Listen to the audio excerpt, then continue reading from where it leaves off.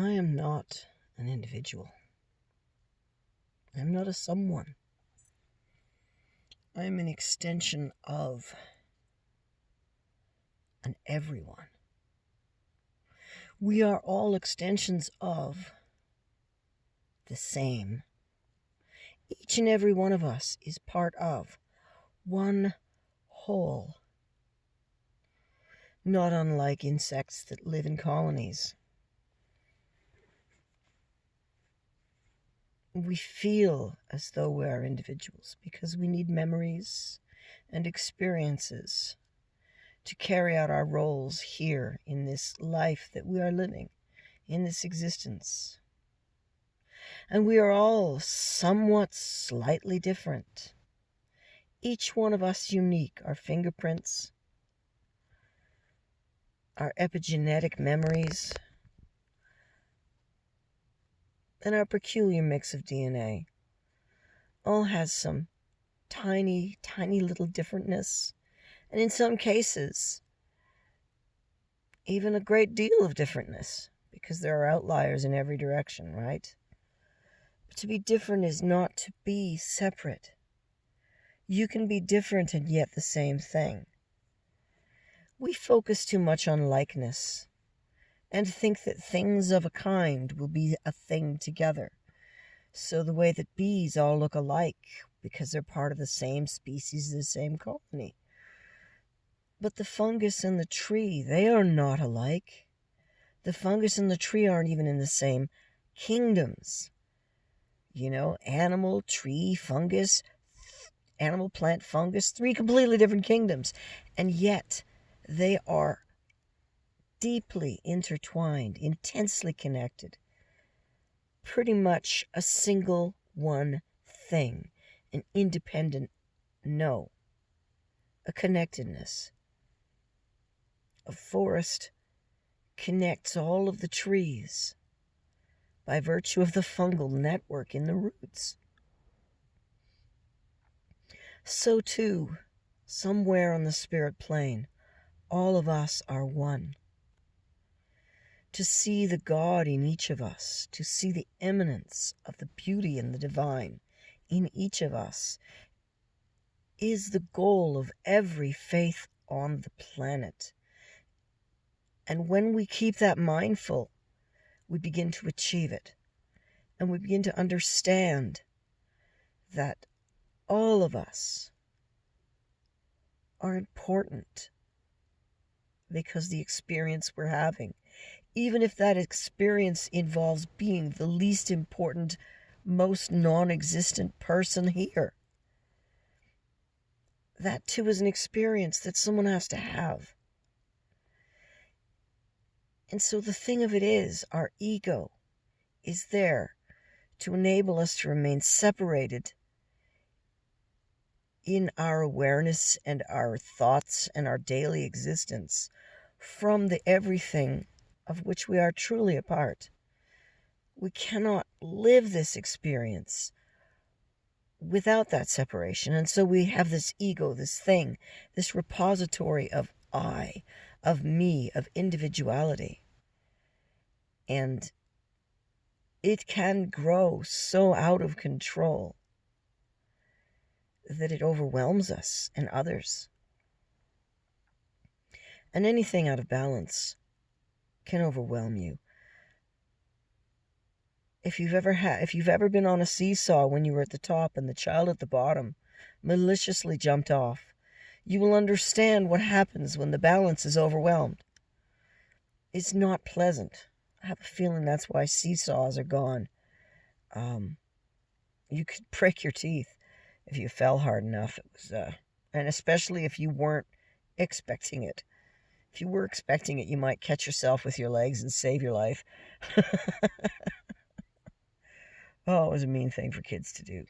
So, anyway, the point being that the mean people and the nice people and the helpless people and the powerful people and all of us are one organism at the top level. And we're here to understand our own nature. Because by dealing with each other, we learn to understand each other. And in so doing, the everyone-ness of us, the God, the divine in us, understands itself. When you understand, for instance, why someone always does mean things, you come closer to healing the meanness in us and or valuing it because you see its usefulness, whatever the thing of it is. When you learn to forgive things, when you learn forgiveness, everyone learns forgiveness. When you learn love under pressure, everyone learns it. And it may not be an experience that you're having here, now, in this lifetime.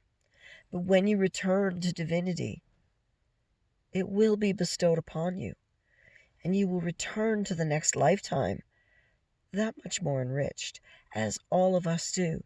Now, these are teachings that come from Buddhism. These are teachings that you will hear from the Dalai Lama. That when you pray and you enlighten some, everyone becomes more enlightened. That the entire globe benefits from any amount of spiritual growth any one of us does. And as of this I speak. And it is because of this concept that we are all one interconnected great something. And I keep using all of these words because I'm trying to avoid tagging it to familiar religions. Certain religions have co-opted certain words for divinity. And I don't want to step on those toes that way. The point of it is that we are all divine. We are all a pseudopod of pure spirit. I use the word pseudopod. For those who didn't study their biology, that is the little, you know what an amoeba is, that little wobbly thing that sticks out little fingers, and those are pseudopods. When it sticks out a little finger like that. Well, we're like a pseudopod.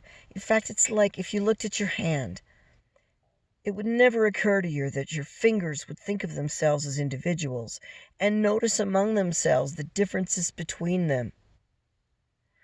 And use that to insist that each one of them is an individual and that it is acting in concert only because it's teamwork. Only because the boss has a job. Because God said so and your brain was God. It would shock you.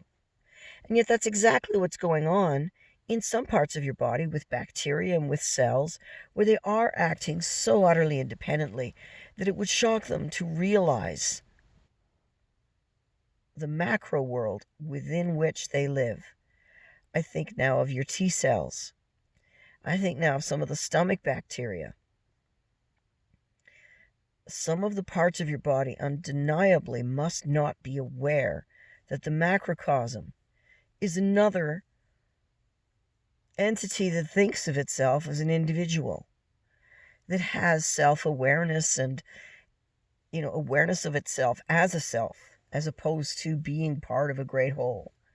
Just as it might shock us to discover that some of these things inside of us doing functions, our mitochondria perhaps, or even our very own skin cells, think just like that about themselves. When you look at a city, if you pull back far enough, it becomes a single thing. Well, when you look at your skin, you don't see individual skin cells. When you look at a city, you don't see individual, from a far enough distance, you don't see individual persons and or buildings. It just becomes one great thing sitting there. And so each of us is part of something else. And that's something else. Now I'm talking about my beliefs, and this is just my opinion. You know what I mean?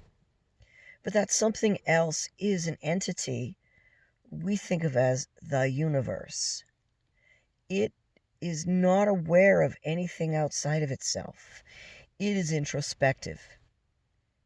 It, we, they, is turning inward to learn itself.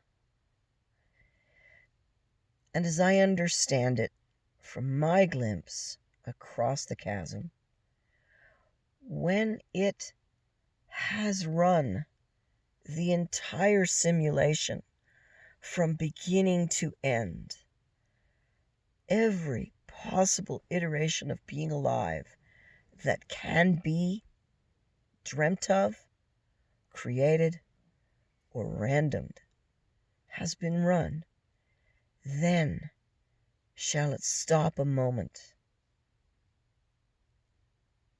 like the blinking of an eye, or that moment of a blank mind when you actually stop thinking for a moment.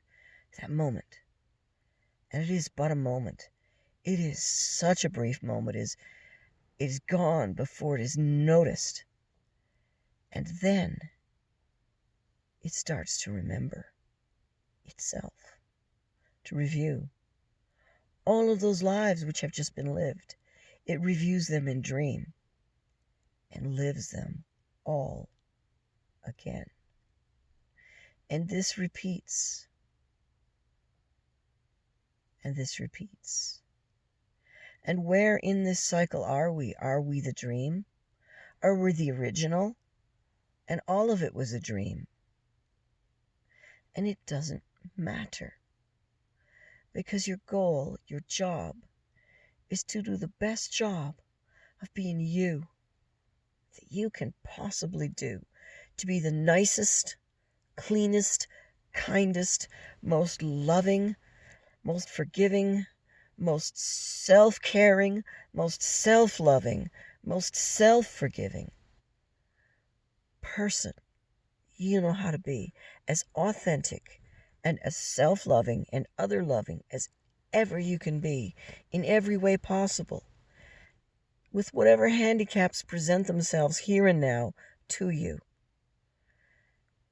Even if the entire world is hateful, to love them in spite of it.